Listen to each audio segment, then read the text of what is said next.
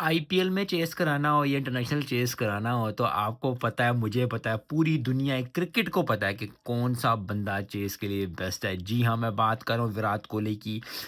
छठी 50 का डाली ज़बरदस्त performance. Yes, at the end of the day Kunal Pandey ने मैच जिताया, अच्छा स्कोर किया, ज़बरदस्त स्कोर किया। 40 पे 70 कर देना बड़ी ज़बरदस्त बात होती है।